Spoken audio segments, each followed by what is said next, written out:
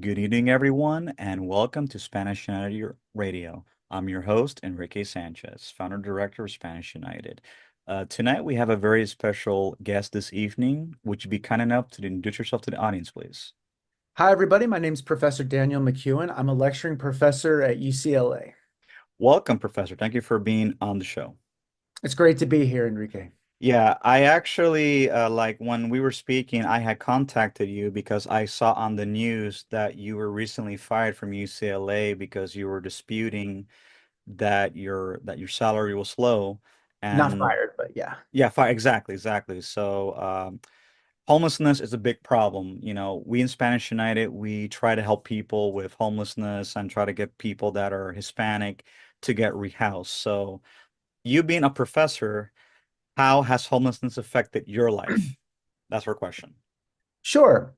I've made this clear from the get-go that although I am homeless, I'm not unhoused. So I am currently staying in San Diego with my girlfriend. I am going to be going to visit some relatives really soon because she has roommates, and it's difficult when you have a limited space and stuff.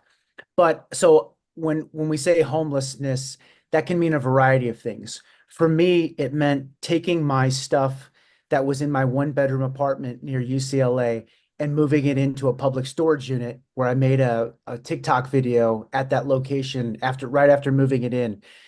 Just a wave of emotions. I felt like a sense of just a massive failure, a sense of like hopelessness, a sense of fury, a sense of like just absolute shock, horror.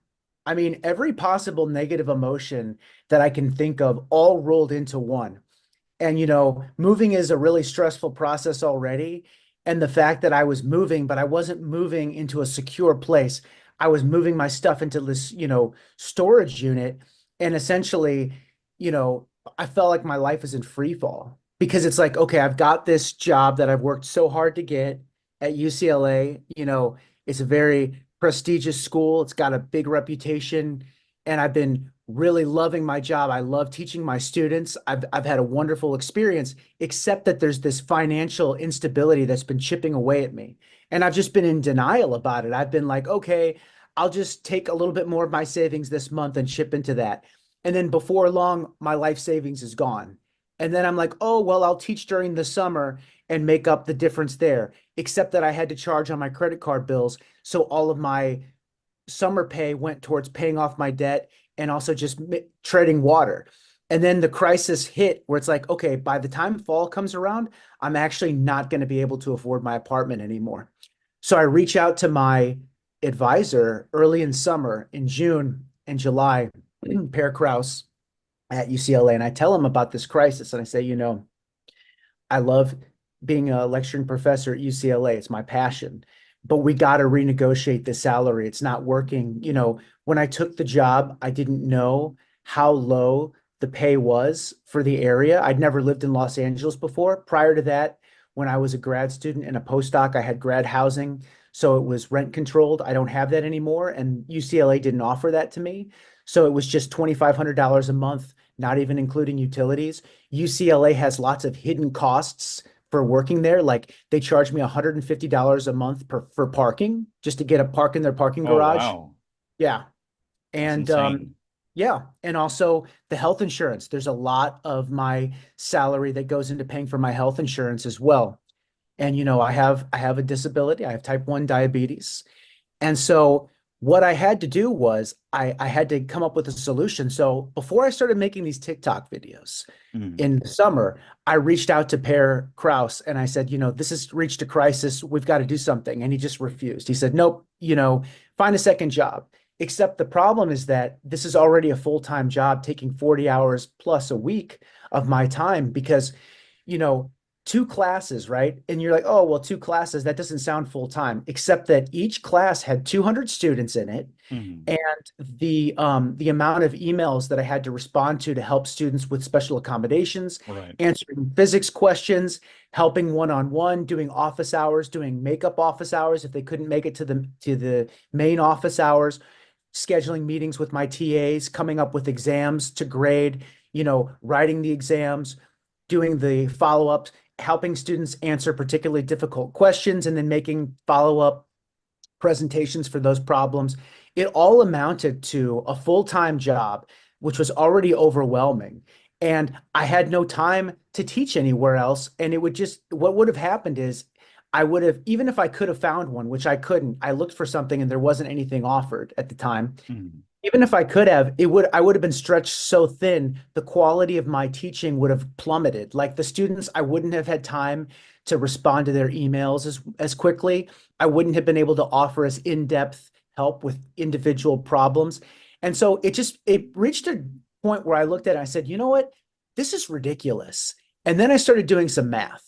I calculated how much UCLA is earning from my work, just my work, not my funding that I bring in from research, because I don't Mhm. have it funding research at the time. Although I am doing research right now, I haven't gotten any grants at this moment. But the students who pay tuition to take my class, I did the math, and I personally bring UCLA in $5 million. They make $5 million off Wow. of my work. And they pay the football coach $3 million from that or something, $3 or $4 million. They pay the administrators $800,000, $900,000 each. That's where the money's going. It's not going to the students who are paying tuition, education.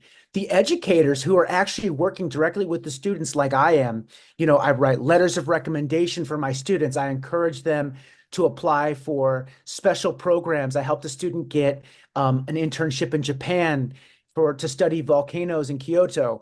Things like that, helping students in Latin American backgrounds get special Mhm. scholarships. I've done, letters of recommendation for that. I come from a very diverse background myself, and I was a close friend of Jose, who a special fellowship is named after him in his honor because when he was in my research group as a graduate student, he lost his life in a drive-by shooting at UCI. And so I have a close, deep connection to the community and Mhm. reaching out to people and making sure that our needs get addressed.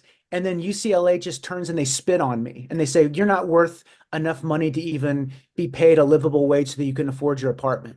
So all of this months of buildup and hopelessness because I've been telling Pear Krause and Stuart Brown, my supervisor and the chair of the physics department, that this has reached a crisis point, that I can't afford it anymore. And they're just refusing to listen Mhm. to me. And it's just so I just felt a sense of like, I've got to reach beyond the confines of UCLA Mhm. because nobody at UCLA is listening. Like Mhm.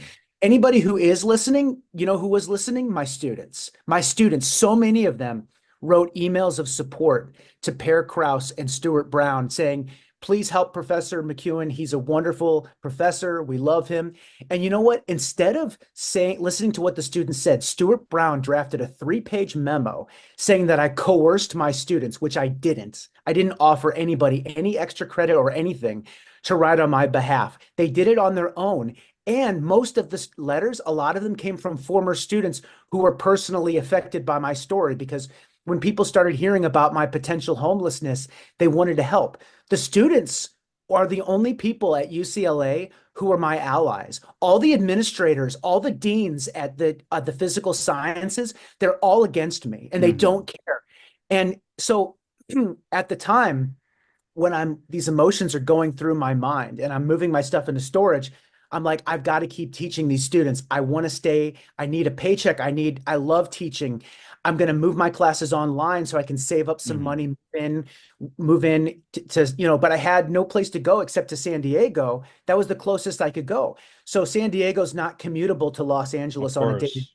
basis. Yeah. So I didn't resign. I'm not going to resign my job. I just moved all of my classes online, similar to like what we did with the COVID Right. situation. And they were furious. The department was like, "How dare you move these classes online? You have to teach in person." And Stuart Brown in October, he sent me an email stating that, actually it was in September, starting in September, he sent me an email saying, if you don't teach in person, you're going to be placed on forced leave of absence. You have a choice. You can either come in person or you can. I have no apartment. How can I come in person? Where am I going to store my insulin? It has to be refrigerated. There's no refrigerator. I Right. don't live within a 50-mile radius of Los Angeles anymore. My home is in San Diego temporarily. And he didn't care. He didn't listen to any of the arguments. So what the union tried to do to help me is get me an accommodation. They said, the union, Alex, who's working with me from the union, she said, okay, Daniel, we're going to get you an accommodation for disability because of the intense emotional distress that you're under. We're going to get a physician and see if she'll grant you an accommodation after hearing your story and all the traumatic things that have happened to you. So I got a physician who agreed to grant me the accommodation. She filled out all the paperwork, my physician did, and sent it to Monique at the disabilities office, and they rejected it. They said, not good enough. We don't care. And then they forced me to take, they did a forced leave of absence. They took the classes away from me. I could no longer communicate with my students on Canvas. Everything was gone, and they just informed me that it's taken away from me. I'm on this forced leave. Mm. So I believe that the university is retaliating against me. They're mad that I made these videos about my homelessness. They're afraid that I'll reveal their $800,000 salaries that the chancellors, 800, Right. 900,000 salaries that the chancellors are paying each themselves. And my supervisors are all part of this network too. And they want to keep taking the tuition dollars from the students and suck the money dry and Mm. then pay the professors as little as they can, try to hire as many adjunct part-time professors or lecturing professors such as myself and pay us poverty wages so Right. that they can keep enriching themselves. And Exactly. now, yeah, and now we know the source of the college cost crisis. Now we know why students are paying more and more for a college education at UCLA or UC Irvine or any of these UC schools, but they're not getting more education than students got 10 years Right. ago. Decreasing. This is the thing, Daniel, that really bothers me about UCLA. UCLA is considered a top university. It's not an Ivy League university, but it's considered a good university. Many students from around the world go to UCLA. I've been to UCLA Westwood many times, a beautiful campus. But I do have to say that the way it is run in in UCLA is basically a plutocracy where you have those that have connections and have means. They are the ones that live well, that have all the benefits, and the ones that do the actual work are not getting benefits. And then many students that have to pay a lot of money to go there because it's not a public. I mean, it's not a public university, but it's a private university. They have to pay a lot more in tuition than let's say a public university. UCLA is public. Okay, I'm sorry. Yeah, My apologies, but they that's still have okay. to pay a lot of money though. Yes, it's very expensive, especially out of state. UCLA is part of the same UC system as UCI and UC San Diego. So it is a public university, but you wouldn't know it by the way that it's run. And you're right, it does function like a plutocracy, the way the administrators have all of this infinite power. The chancellors actually voted to give themselves raises Right. recently. They get to vote on their salaries. And then when I say I can't afford to even pay my rent, they're like, how dare you try to ask for more money? It's like 70,000 a year. That's not enough to pay for $2,500 for a one bedroom apartment rent after taxes and the Right.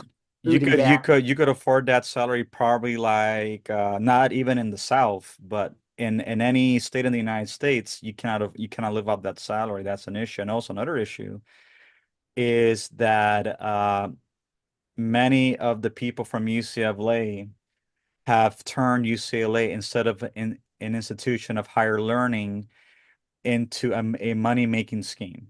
Yeah. And they give very little results, but yet they expect to get a huge profit. And I remember during the protests at the universities, with at Westwood, where you had the Israeli camp, Palestinian camp, they were fighting each other like it was like the Bloods and Crips, Notorious and Sureños, and all that nonsense. Many students who were neutral could not go to school because the whole semester was closed. So many workers and faculty that were neutral, that just wanted to just go to work like yourself, mind your business, could not go to school.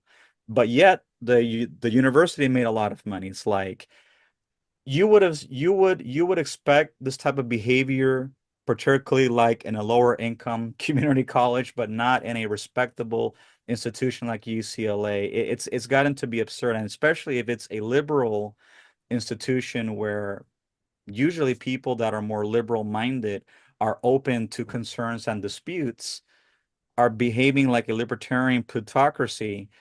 it just shows that the university is not living up to its virtues. I agree. And you know, the weird thing that I have is I actually disagree. Well, the libertarians have come out overwhelmingly against me, and they say if you don't like the what your pay is, go work someplace else. But the problem is the libertarians are, first of all, assuming that we're operating in a fair, non-corrupt system, which is false. Right, UCLA works with administrators at other schools to bring down wages for professors and adjuncts and lecturing professors so that even if I tried to look elsewhere, the wages aren't any better because the system's been corrupted for 30, 40 years. I'm actually doing the democratic thing by using freedom of speech to protest an unjust and corrupt system. The ironic thing is, what I'm doing actually fits comfortably within true democratic capitalism. And it doesn't even have to be any kind of major change to a different system of governance. hmm, Our democracy has been stolen from us by these administrators who don't act like a democracy. They act like a plutocracy or a dictatorship or an aristocracy. They keep all the power for themselves and they control the flow of money. And they actually collude with government officials too. They get appointed through government officials in Washington and everything else. right, They project one thing, but it's really just all about them getting as much money as they can and using it as like a money-making machine, just like right. you said.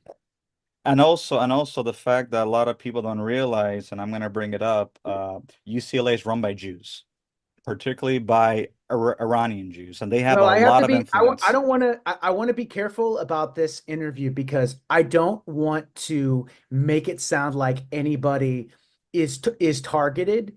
And so we have to be careful because if you say something like if you say it's run by one specific group and it's an ethnic group or a religious group, that can be interpreted to some as racist or a threat. And I want to make something clear. Nothing about what I'm saying is racist or threatening. I'm completely in support of all groups. Okay. I support Jewish religion. I support Christian religion. I support Islamic religion. I support all religious groups and I support atheism too.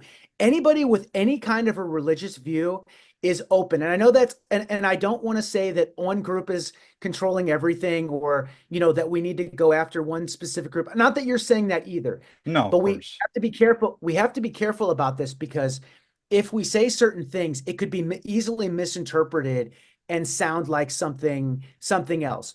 So I don't want to go down that road and say it's run by so and so. All I want to say is it's run by people that don't have the interests of the students. They're using the money and they're using it to enrich themselves rather than in giving it to the professors and the people who are actually doing the work teaching the students, and they're not spending it on the students' actual education. And that's why Right. you have professors like me who are homeless. So that's the one thing we ought to be careful about that. And I've actually, I've stopped people too on my channel if they say, let's go and do this and this. It's like, no, we're not going to do anything other than educate the public and do nonviolent, peaceful protests. Like I'm all in favor of boycotting the football games at UCLA. Hmm. Let's boycott the football games. I'll support the student athletes all day long. And I'll help as a professor. I always make special accommodations for them so that they can take the exam at a different time if they have a sporting event. I'm pro student athlete, but the administrators have to face some kind of penalty for their actions against, the professors and the people working.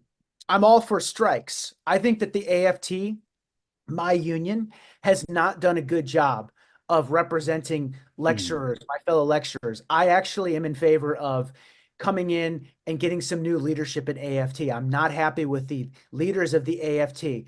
However, I do want to say the only people directly affiliated with UCLA who have even helped me out at all is AFT members, people that are working with me on my case. So I don't want to be too critical of AFT at the same time because AFT is still an ally, Hmm. even if they're not doing a good enough job of fighting for fair wages at every level, they are still a good, they're still a a good ally. We just need to strengthen them and strengthen their voice so that they can be an even stronger ally. Right. And ultimately, the more the students become aware of this problem and the more the taxpayers and the public becomes aware of this problem, the faster this is going to get fixed. And it will get fixed. There's no way that they're going to, be able to continue to bleed the system like this without people looking. Most people didn't know about this. Most people didn't know that UCLA was paying anybody who taught there this poorly. This is kind of something that has escaped public notice because those of us who are in this position are encouraged to stay quiet. I was encouraged to not make these videos on TikTok and Instagram by people in senior leadership roles at the school and in the union. And I Mm, didn't listen to them because I said enough is enough. It's mm, time to go public. It's time to make these issues aware, to make the public aware of these issues. We've got to do that now. So mm. that's really what this is all about. This is an all-inclusive movement. Everybody is invited to join. This is peaceful. This is nonviolent. We're never going to deviate from that. And we're going to invite everybody to join. And what we're going to do is we're going to change the way that the money is distributed. The chancellors, instead of making $800,000 a year, they're going to have to make $300,000 a year or less. I'm not saying that they don't deserve to make more than somebody who's just getting started out in their career. That's fair. That's called seniority. I respect that. I respect that a chancellor could need to make 200 or 300,000 a year, even though that's a lot of money. That's more money than I need to live off of. That's fair for somebody who's at the end of their career or and close to it, or has spent decades in education with that level of experience. But $800,000, way too much. That's not market value. That's just greed.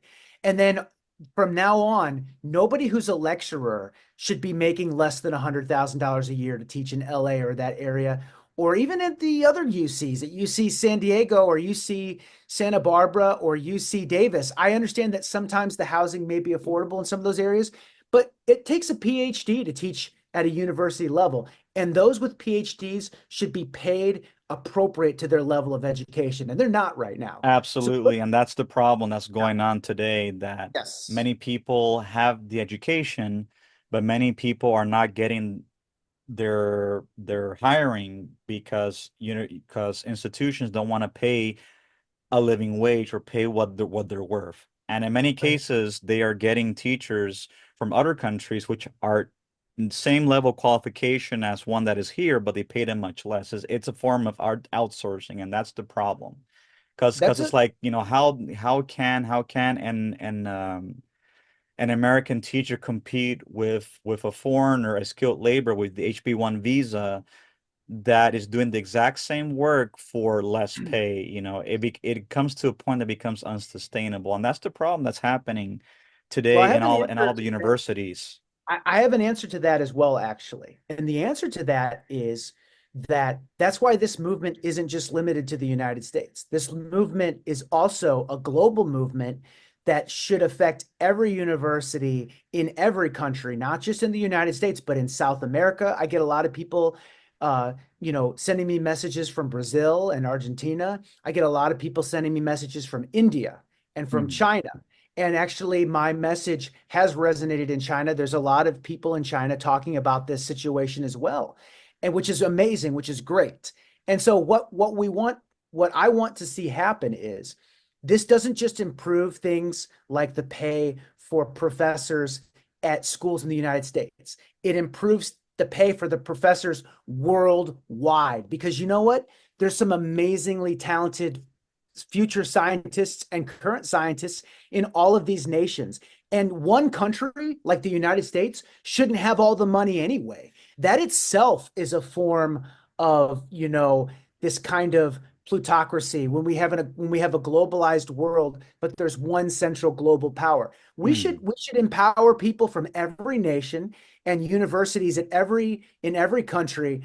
And for China has an amazing educational system in that they really spend a lot of time with each and every citizen gets a really comprehensive education, from early ages up to high school.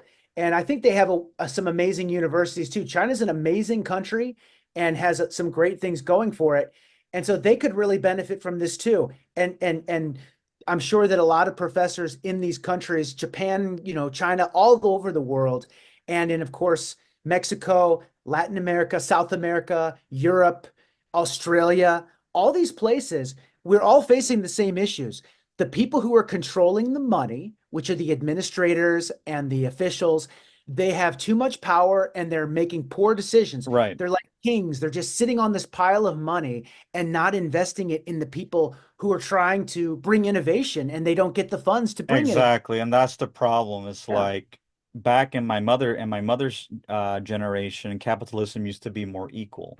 But Yeah. today it has evolved from capitalism into crony capitalism where they want no regulation, where they could Yeah. increase their maximal profit with minimal investment. And I think that's the problem that's happening not only in many countries, but also in institutions, in corporations, and in companies where they want to exploit the workers, work them to death, but they want them to make them as much profit as possible, and eventually becomes unsustainable. Like I've had many discussions with many conservatives, libertarians, those that are pro-business, etc.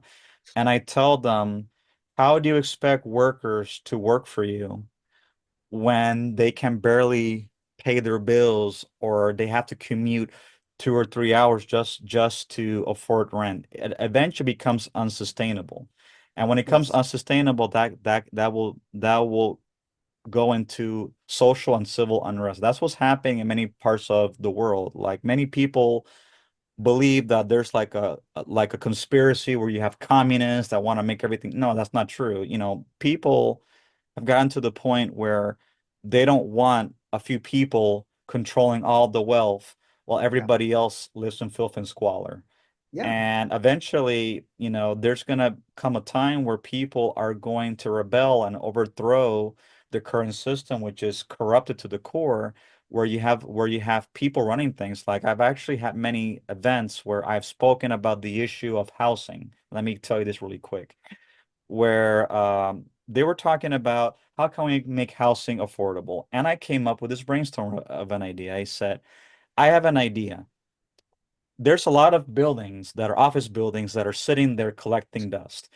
Instead of building a bunch of affordable units like they're trying to do, let's take all these buildings that are already empty because most people are working from home remotely, reconvert them into affordable housing, and then you put people that are in need of housing there. It's definitely cost effective. It saves time. It saves money. You don't have to build more housing, and you're providing sustainable housing for people. And you want to know what everybody did, Daniel? Everybody looked at me like I was the devil and they left because I spoke to truth.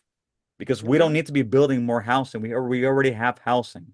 The issue is we need to make the housing affordable to everyone, and buildings that are already there that exist that are office buildings, convert them into affordable housing. We don't need to be building more housing.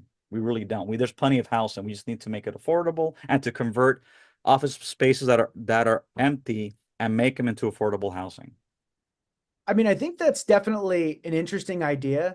There may be some issues with some of the buildings because they may not just be set up for residential living, but I'm sure that some of them could be. As far as the affordable housing, I'm not an expert in this area, but I can tell you that there is one big area that's a problem, and that's corporations are allowed to own property and just let it sit there on the market and nobody Yeah, lives the there. hedge There's funds. millions of houses and that didn't used to be the case. They've deregulated the housing industry so that companies can buy private property, and if they don't, and they try to sell it for an exorbitant price, like millions of dollars, drives up the price of homes in California for sure. And then if it doesn't sell, oh, they don't care. They just let it sit there on the market for years because they're thinking, oh, well, we're just going to keep making more money off of it. Or they turn it into an Airbnb for tourists or something. So I agree with you that there's a lot of housing there that isn't being used efficiently. As far as whether or not we need to build more, I think we probably do need to build more, and we need to build smarter. We need to stop just trying to make everything a luxury McMansion, and we need to focus on building the kind of efficient housing that we see in other places that are high density, like China. I went to China pretty recently. for a summer trip. And, it's amazing how efficient they are with their public transportation systems. The subway systems are amazingly efficient. If we have a better public transportation system for the downtowns, which we don't have in LA and other cities right now, if we had that though, that would free up so much more land because we wouldn't have to have these just gigantic concrete mazes of roads going everywhere. It's like we need to work on our infrastructure too and build smarter. So I think, and also, like you said, use what we already have. We got to get rid of these corporations being allowed to buy houses and just let them sit there empty for years so that, because that creates an artificial housing shortage. That happened with food. A lot of people don't know this, but during the potato famine in Ireland, some of my family was affected by that and came over, and a million Irish people starved to death because all the potatoes went bad. But they had grain, but they couldn't afford to buy the grain because rich people who owned the grain, corporations owned the grain. They were artificially driving up the cost of grain and making it so that you had to have a lot of money to even be able to afford bread. And that they didn't care if it spoiled. They let it spoil. A lot of people don't know this, but during the Great Depression, they were dumping out food and throwing it away to drive up prices. And FDR and other great leaders stepped in and made that illegal. We need that kind of thinking, that Franklin, D. Roosevelt type of thinking, where we come in and we stop this greedy, Gilded Age, corrupt crony capitalism that is just permeated American society today. These giant monopolized corporations that just have so much power. They need to be broken up into small pieces. Google should probably be about 30 different companies. They call it Alphabet. Google probably needs to be broken up into so many companies that there's 26 of them, every letter of the alphabet. There you go. Right.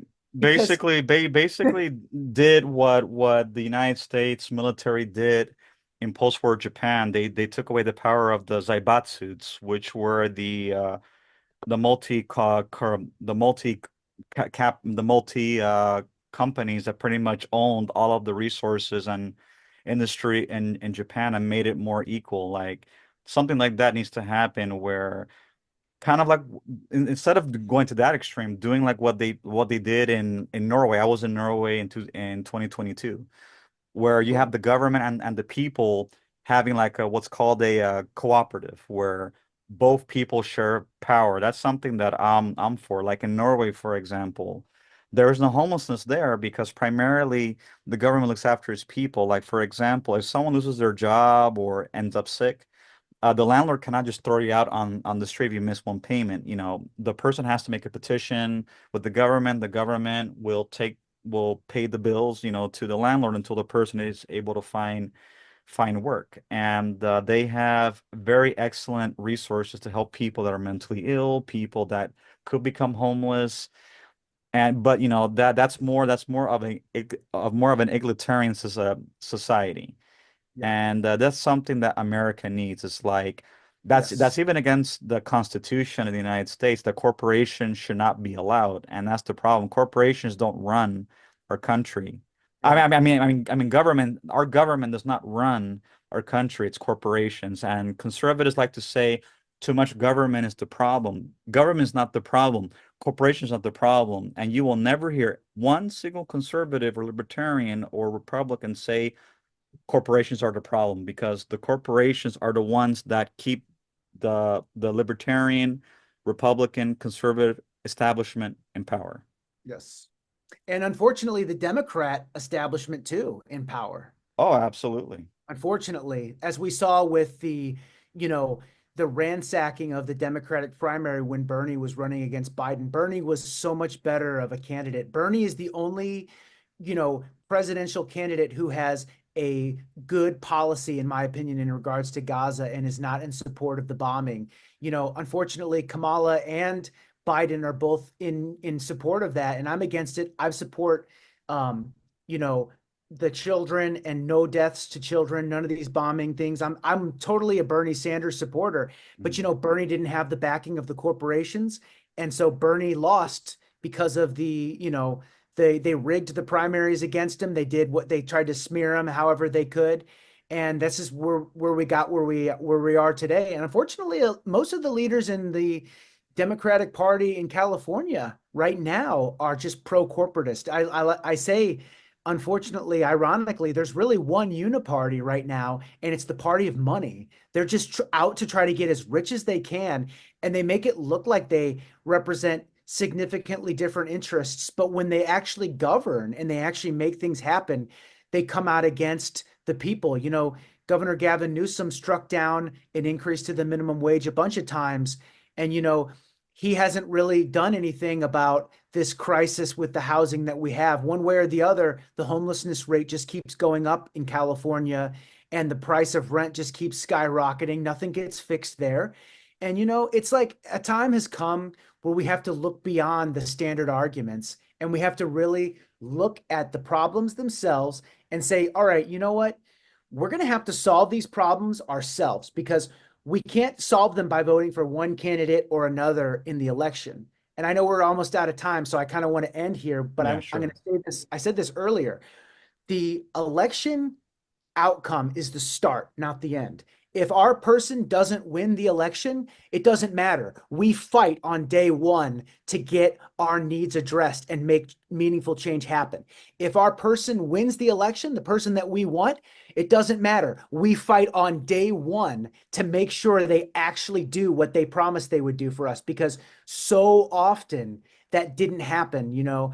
I remember I was so excited about Obama when he got elected, Mm, because he promised to end the war in Iraq, and it didn't happen. It didn't happen. He didn't end the war in Iraq. He didn't end the war in Afghanistan. I'm not, here to just criticize right, of course. former President Barack Obama all day long. He has a lot of merits, but I think that more positive things could have happened if we would have just not said, all right, mission accomplished. He got elected. It's not. It's the getting your leader elected, the person that you supported. That's just the beginning. It really is. And so that's kind of like my parting message here is, those of you who are listening, remember that this election is not determined by the outcome of who wins. It's determined by us. We, the people, have to stand together peacefully and nonviolently. We have to educate each other on these issues. We have to become one, and we have to do what's best for the American people as a whole. And anybody who gets in the way of that, they have to be overruled by democracy. There was a lot of corporate interests in the prison industrial complex Mm, that wanted to keep cannabis illegal because they were making a lot of money locking people up. But the people came together in the state of California, and they fought against that lobby, and they won. And mm, same in other states. I came from Missouri. Missouri had a really bad prison industrial complex with that. They were just pulling people over and arresting people and absolutely. throwing them in prison. They can't do that anymore. It's not because our elected leaders stepped in. It's because we, the Right. people, our new generation, stepped Absolutely. in. Absolutely. So there you Well, go. well, anyway, That's Daniel, I want to tell you thank you so much for being on this show. We made it just on the dime. So for anyone that's listening on your side, Spanish United is on all social media platforms. We are on Spanish United, YouTube, Facebook, Instagram, Twitter, now known as X. Anyone that wants to make a donation for reach out to me. And as soon as I finish, I will email you and send you the link to the interview, and you could share it with all of your platforms, Daniel. And thank you so much for being on the show. It's wonderful talking with you today, Enrique. Have a great one. You too. Take care. Bye bye.